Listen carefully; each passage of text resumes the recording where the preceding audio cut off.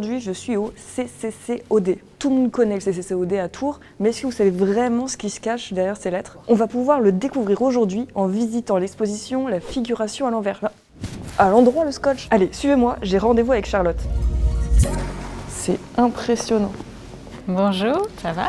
Ouais, c'est super grand, il y a beaucoup d'œuvres.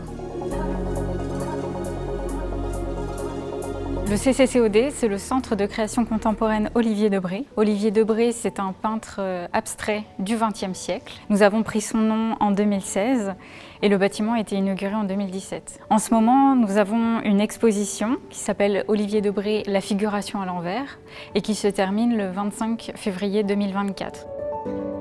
Il fait frais aussi. Il fait très frais, oui. C'est un espace qui est voué à accueillir des œuvres fragiles ou en tout cas les conditions de conservation sont assez strictes et donc il faut qu'il y ait une température très contrôlée. Cette exposition est composée d'œuvres du fonds du Centre Pompidou et du fonds du CCCOD avec notamment des œuvres peintes abstraites mais aussi des œuvres graphiques. Olivier Debré, il est né en 1920 et donc en 2020, on avait fêté son centenaire avec plusieurs expositions. Si tu veux en savoir plus, n'hésite pas à demander à notre directrice Isabelle Reyer. Olivier Debré, c'est un artiste qui a été important au cours de la deuxième moitié du XXe siècle. C'est un artiste qui vivait à Paris, mais dont la famille s'était installée depuis de longues années en Touraine, à Vernoux-sur-Brenne. C'est quelqu'un qui a fait l'école des Beaux-Arts de Paris, mais d'abord avec une volonté d'être architecte. C'est quelqu'un qui s'est vite tourné vers la peinture et qui est devenu, au fil des années, un fervent de l'abstraction, et ce qu'on appelle aussi l'abstraction lyrique, c'est-à-dire une abstraction qui se tourne vers le paysage, vers la poésie, vers la dimension, on va dire, émotionnelle de la peinture. Du coup, il y a des œuvres qui appartiennent à la fois à vous, CCCOD, et à la fois au Centre Pompidou. Oui, c'est exactement ça. Là, c'en est le parfait exemple, car ici, ce sont deux œuvres qui appartiennent au Centre Pompidou, et ici, c'est une œuvre qui nous appartient à nous. Et pourquoi elles sont pas accrochées au mur?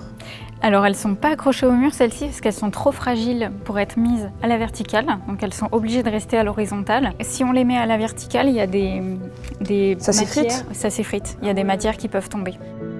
Pour des raisons de conservation, on est obligé de les changer et de les renouveler au fur et à mesure.